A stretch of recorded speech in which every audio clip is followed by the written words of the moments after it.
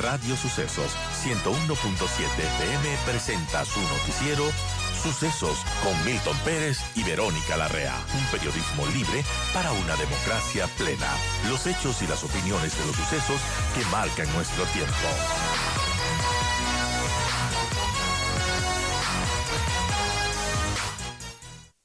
A seguir analizando estos resultados del domingo, que para muchos significó quizás el fin de una era política, y para el gobierno replantearse qué va a pasar en estos 2 años y un poquito más que le quedan al presidente Lasso.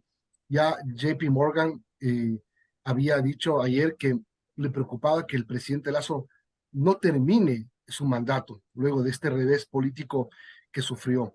Vamos a conversar en este momento, ya está con nosotros Esteban Ron, él es decano de la Facultad de Ciencias Sociales y Políticas de la Universidad Internacional SEC.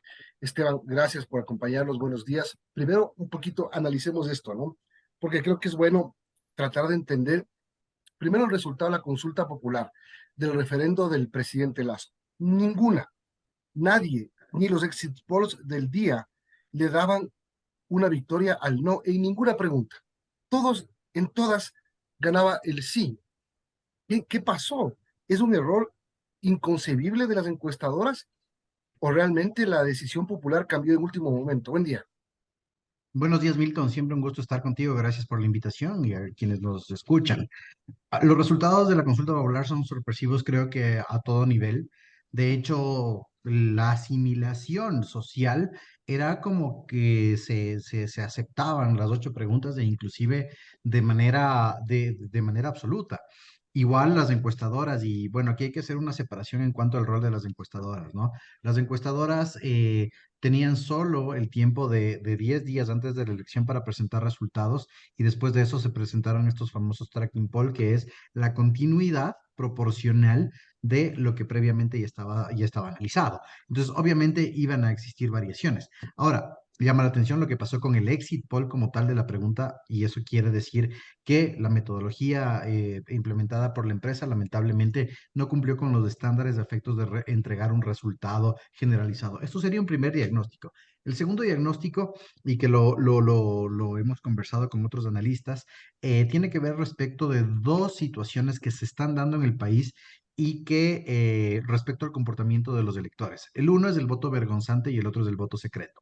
El voto secreto es aquel voto que todavía no está definido y que realmente existen sectores territoriales en los cuales la densidad poblacional no ha sido analizada y en los cuales se ha trabajado internamente a efectos de configurar una tendencia votacional. Y el voto vergonzante, que es este voto que no se devela realmente cuál es la tendencia votacional y se miente por un tema de escrutinio social. Yo creo que esos dos factores.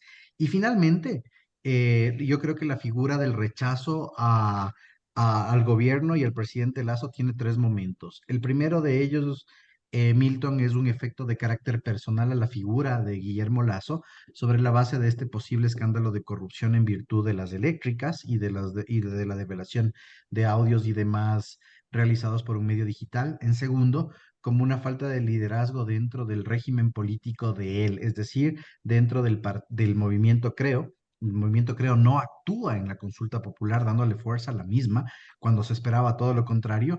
Y finalmente, la respuesta que tuvo respecto de la eficacia de la administración pública, es decir, cómo fue configurando el presidente la situación de la consulta popular como una solución a los problemas que eran inherentes en la sociedad y que realmente se visibilizó que no hicieron un agendamiento gubernamental adecuado, y lo que se hizo fue acomodar las preguntas de esas necesidades. Tanto así que se transfiguró la bandera de lucha y la prioridad de las preguntas, porque recordemos que la bandera de lucha, Milton, del presidente de la República, era la eliminación del CPCC, luego la reducción de las atribuciones y funciones, luego fue el tema de la asamblea como una pregunta populista, y luego la extradición. Entonces, esa evolución o involución de las preguntas también hizo que se genere un rechazo por no estar, digamos que adecuada. Y la vocería, bueno, ya eso es también analizable.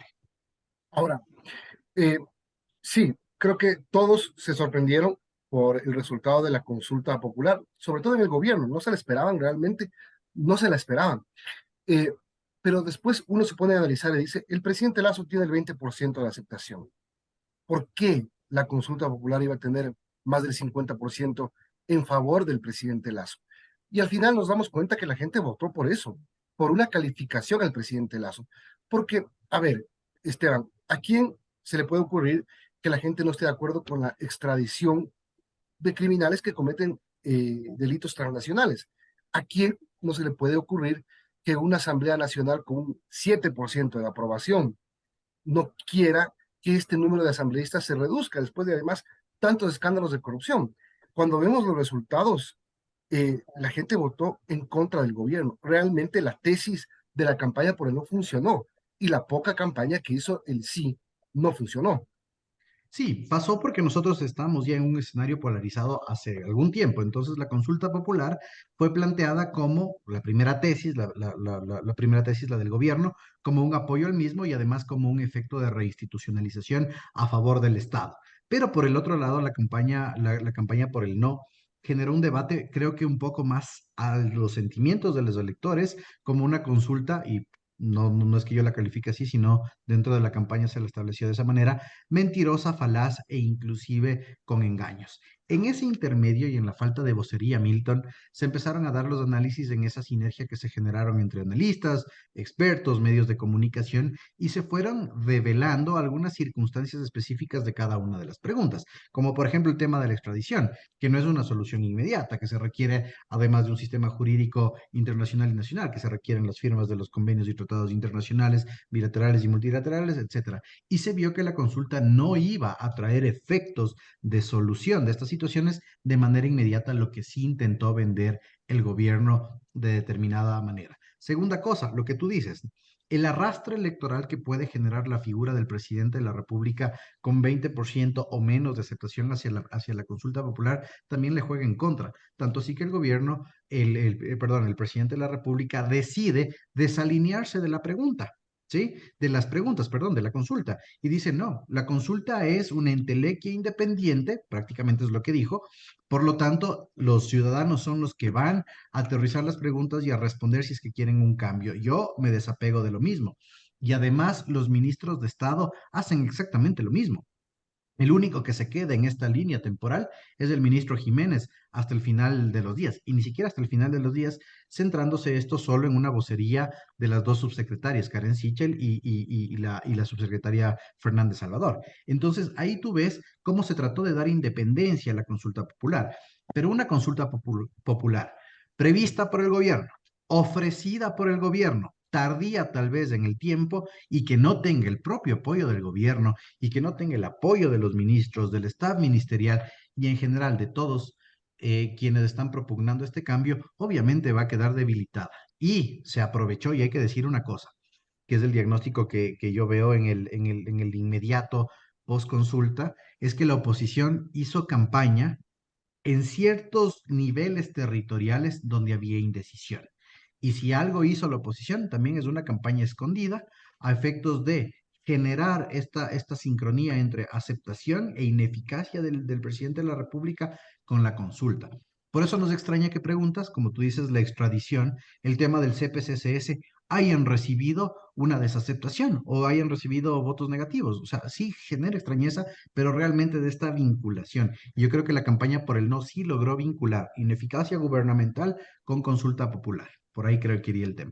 Y también a lo mejor no fue una buena idea mezclar la elección seccional con la consulta popular, sabiendo además que los niveles de oposición política iban a aprovecharse de esto Sí, para que la gente no vea lo que realmente le interesaba al país, que es, digamos, votar por cosas que eran importantes para el país. Porque el tema de la extradición es importante. El tema del CPCCS se ha discutido años, se ha discutido años. Había una consulta en marcha impulsada por el Comité de la Institucionalización Democrática para quitarle las facultades del CPCCS, porque ya se sabía que no se podía eliminar el CPCCS vía un referendo. Entonces, se invisibilizó por parte de la oposición política lo que el gobierno planteaba, que creo que era una cosa que merecía ser apoyada.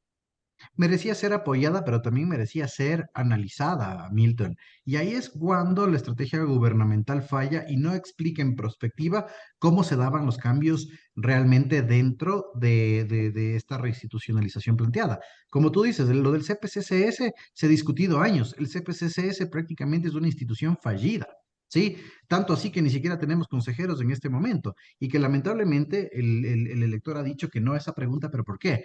Porque esa sinergia previa que se dio entre actores políticos, entre analistas, entre la academia, entre los medios de comunicación, empezaron a desentrañar no las intenciones políticas, pero sí el cómo se iba a reconfigurar el Estado y que era un proceso bastante largo.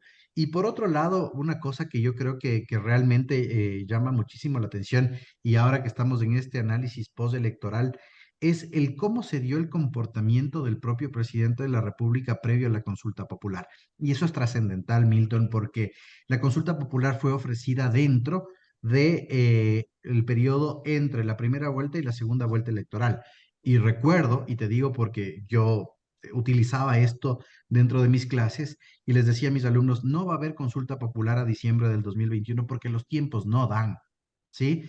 Y es una consulta popular tardía, que pierde fuerza, que pierde credibilidad, porque de gana, y perdón el coloquialismo, de gana se la ofrece de manera inmediata cuando las condiciones no eran las adecuadas, porque nosotros hubiésemos tenido que ir a las urnas en el 2021 en ese sentido. Y la otra, mezclarlo con las elecciones seccionales, creo que fue una estrategia más que nada de el que dirán respecto de la inversión de recursos Gasto. públicos por el costo, sí, definitivamente, porque arriesgar una consulta popular en unas elecciones seccionales, donde la dispersión electoral es amplísima, perdón, donde no hay ni siquiera seguridad de cuáles son las organizaciones políticas que están participando, donde el movimiento de gobierno tiene una participación esporádica, donde no existen actores que consoliden a la consulta popular con el arrastre votacional de sus electores, realmente era una mala estrategia. Yo creo que fue un cumplimiento de lo ofrecido y que ni siquiera estaba en el plan de trabajo de Guillermo Lazo, sino de lo ofrecido en elecciones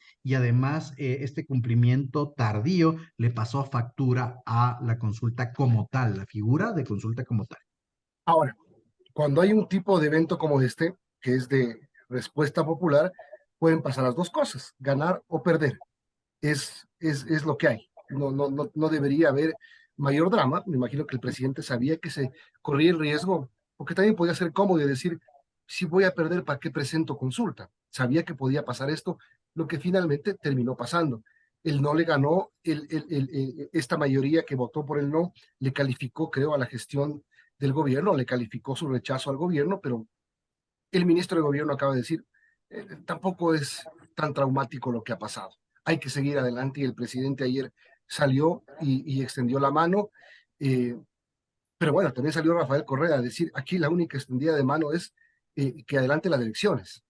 Es decir, sí hay un momento complicado, pero ¿qué debería hacer el presidente, aparte de lo que hizo ayer? Estamos en un momento de asimilación de resultados todavía, Milton, y creo que las reacciones que ha tenido, por ejemplo, el expresidente de la República responden al cómo la oposición siempre actúa cuando existe un clivaje desestabilizador dentro del propio gobierno. En este momento el gobierno está golpeado y hay que decirlo. Tal vez se trate de aminorar el efecto con declaraciones como las del ministro Jiménez, porque obviamente le está defendiendo una institucionalidad y además está defendiendo a una persona. En ese sentido, pues en este momento el gobierno sí está golpeado. Las palabras del presidente de la República del día de ayer, de una, y tú lo decías en el noticiero de la noche, el día de ayer fuiste de los primeros periodistas que lo dijo, miren, ya aceptó, pero no es que lo acepta de manera explícita, ¿no? Pero está bien, hay que decir que el presidente las ha aceptado. Entonces, ¿qué es lo que sucede en ese sentido? El presidente de la República ya tiene esa aceptación y tiene que dar una reconfiguración de la agenda gubernamental para que en ese momento hasta que se alineen las fuerzas territoriales y se pueda generar esa sinergia, los actores externos que están en pugna por este clivaje, por esta desestabilización, no puedan desestabilizar más de lo que se está. Obviamente las palabras del expresidente Correa hacen alusión a una cosa, es el escándalo de corrupción que ya está dentro de la Asamblea considerándose con esta comisión especializada a efectos de la investigación. Y si de esa devienen ciertos resultados desfavorables, está llamando prácticamente a una muerte cruzada. ¿Por qué además, Milton? Porque en este momento se sabe que con esos niveles de desaceptación que tiene el presidente de la República, no va a poder terciar unas elecciones post-muerte cruzada. De hecho, ni siquiera se podría presentar, ni siquiera se debería presentar como candidato. Y en ese sentido, con la fuerza que tiene Revolución Ciudadana, de seguros ellos van a poner el nuevo presidente. Pero es un tema circunstancial de este momento, de aprovechar la desestabilización, no con prospectiva. La prospectiva sería que después del proceso de investigación en la Asamblea Nacional se dé tal vez otro proceso legislativo de remoción o una, o no, no sé, de remoción sería en ese sentido, o un juicio político, pero no más allá de eso, y eso que el juicio político no se puede llevar a cabo por la prejudicialidad, pero es de eso, es tratar de picar en momentos de mucha inestabilidad a efectos de sembrar en el imaginario colectivo ciertas instituciones políticas que significarían que el presidente de la República no siga siendo presidente. Son las 8:36, estamos conversando con Esteban Ron, decano de la Facultad de Ciencias Sociales y Políticas de la Universidad Internacional SEC. Sí, la Revolución Ciudadana gana estas elecciones, el golpe que da en Guayas y Guayaquil es increíble, quizá lo que pasó en Pichincha y Quito era más, estaba más dentro de las posibilidades, ¿no? Que muchos veían, ¿no? Yo no sé, el Partido Social Cristiano tampoco es que se la vio venir, pero el voto nulo es un voto altísimo también. Esto también muestra el descontento que tiene la ciudadanía con la clase política en general. El voto nulo, por ejemplo, en, eh, en Quito, En si Quito. no me equivoco, alcanza los 263,000, eh, cerca de Jorge Yunda, inclusive. O sea, más que Pedro Freile, no estoy equivocado. Sí, no estás equivocado, Milton. De hecho, esa es una de las cosas que se tienen que revalorar. Igual, revisando un poco de lo que sucedía en el país, en Riobamba, el voto nulo igual es altísimo, ¿no? Entonces, yo En creo que el Cuenca el fenómeno voto nulo gana, gana. gana. El voto nulo es del alcalde de Cuenca, Así es. 57,000 votos nulos contra 51,000 del alcalde electo Cristian Zamora. Que por la configuración que nosotros tenemos, no se podría dar unas nuevas elecciones, porque se entendería que cuando el voto nulo gana, se tienen que dar nuevas elecciones. Acá el voto nulo tendría que ganar a todas las opciones electorales, pero con la dispersión que existe, esto nunca se va a aplicar. Pero realmente lo que tú dices es un desentendimiento con la clase política, es un desentendimiento con la cosa pública y es una desconfianza generalizada hacia las organizaciones políticas. El voto nulo tiene tres niveles de explicación. El primero es cuando existe una desconfianza a todo el sistema electoral, incluyendo el organismo de la administración electoral. Hablemos en este caso del CNE, que no es el caso. El segundo nivel de desconfianza es cuando el voto nulo rechaza a los candidatos como tal que existen por no tener una representación. Y el tercer nivel es un rechazo de la cosa pública y en general de toda la institucionalidad democrática del país. Entonces yo creo que en ese sentido los nuevos actores políticos, las nuevas autoridades, tienen que valorar porque ellos ingresan con lo que se denomina deslegitimidad natural, es decir, con escasos niveles de aceptación a efectos de generar mecanismos de gobernanza. Y eso ya pasó en Quito. Jorge Yunda llegó a ser alcalde con el 17% y a los 4 meses de ejecución ya tenía su primer proceso al interior de desorganización. Entonces, eso va a pasar y las nuevas autoridades tienen que generar lo que se dice paralelismo, es decir, gobernar, cuidarse y al mismo tiempo mejorar su desaceptación. Ahora, ¿qué pasa con la revolución ciudadana en Quito? Hay que reconocer algo, la Revolución Ciudadana creo que supo identificar dónde estaban los nichos votacionales que le podían dar una victoria. Y eso yo lo he dicho en otros medios de comunicación, la distribución electoral de Quito ha cambiado en los últimos tiempos, tanto así que el propio CNE publica las nuevas tablas de distribución electoral en el histórico, es decir, la distribución del censo de hace 12 años y los nuevos electores. Y no sé, tú que has vivido en Quito, Milton, lo que siempre se ha dicho es el sur de Quito por la densidad poblacional es el que pone alcalde. Se acabó ese mito, ¿no? Ahora, la mayor cantidad de electores están en la circunscripción 4, es decir, en la periferia y ruralidad. Y en segundo lugar, la circunscripción 3, que es el norte de Quito por el efecto de Calderón, Carapungo, La Roldós, Pizulí, etcétera, etcétera. Luego el centro y al final el sur. Entonces, yo creo que ahí hubo habilidad para surfear, perdón, el coloquialismo, donde estaban estos nichos votacionales amplios. Lo que pasa en Guayaquil, creo que sería un poco irresponsable hablar porque no estoy en el día a día de la situación de la percepción del guayaquileño respecto de la administración, pero yo creo que es una falla histórica y eso sí se puede explicar del Partido Social Cristiano. Eso de tener líderes hegemónicos o presidentes vitalicios que no otorgan oportunidades dentro de la propia organización política, es decir, que las nuevas caras, las juventudes, no tienen espacios y el excesivo coyunturalismo interno y de amistad interno pasa factura, porque realmente la participación de los miembros del Partido Social Cristiano se ve desentrañada de esa fidelidad existente. Entonces, dentro del propio Partido Social Cristiano, de seguro hay una desatención a las figuras de las candidatas Viteri y González. ¿Y por qué? Porque existe demasiada hegemonía, demasiada repetición, falta de oportunidades políticas dentro de la organización política. Yo estoy seguro que dentro del propio Partido Social Cristiano hubo gente que no votó por el Partido Social Cristiano y eso está reflejado en las urnas. Entonces, esa falta de renovación es Y lo que realmente le ha pasado a factura. la Claro, dispersión en el partido, a ver, para la alcaldía de Guayaquil, Pedro Pablo Duarte, misma tendencia, así es. 14% de los votos. Eh, para la prefectura del Guayas, Nicolás Lapenti, Andrés Guzmán, entre los dos, 20% de los votos. Esa dispersión que se permitió tener el Partido Social Cristiano también le terminó minando. Pero Milton, es lo que yo te decía. Esa desatención interna del Partido Social Cristiano hace que sus propias figuras se salgan del Partido Social Cristiano, lo de Nicolás Lapenti, e ir a Bueno, candidatizarse por Sociedad Patriótica. Entonces, cuando no se dan estas renovaciones y cuando los procesos democráticos dentro de las organizaciones políticas no son democráticos y dependen de una sola persona, como en este caso el abogado Nebot, va a generar hartazgo y va a generar migración, no transfugismo, pero sí migración de figuras a otras organizaciones políticas. De seguro, dentro de la propia revolución ciudadana, hacia abajo, dentro de las estructuras guayacenses y de Guayaquil, debe haber gente ex Partido Social Cristiano y hay un hartazgo en ese sentido. Y eso le pasó factura y le sigue pasando factura porque mira lo que pasó en Machala. Definitivamente el Partido Social Cristiano no va más en Machala, a pesar de que el presidente del partido, el abogado Nebot, ha señalado en sus declaraciones del día de ayer que siguen siendo la organización política más fuerte por tener 26 alcaldías, me parece, entre alianzas y puras, pero es un golpe del cual es muy complicado recobrar porque la verdad sea dicha, el Partido Social Cristiano utilizó siempre la infraestructura estatal a efectos de consolidar su propio partido y esa infraestructura estatal, hablemos no solo la civil, sino la política, la económica y demás, estaba en el municipio de Guayaquil.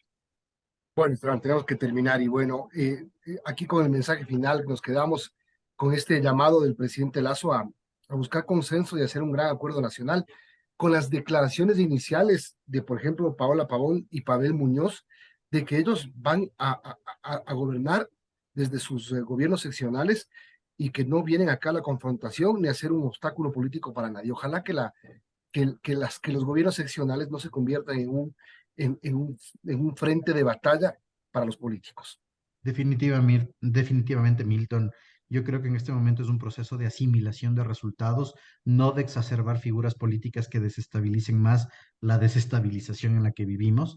Y en este proceso de asimilación hay que portarse responsables y esperar a la nueva posesión de autoridades. Y en ese sentido, no generar confrontaciones y peor aún, especulaciones en torno a lo que puede ser de nuestro país. Eso sería, Milton, como mensaje final, agradeciéndote por el espacio.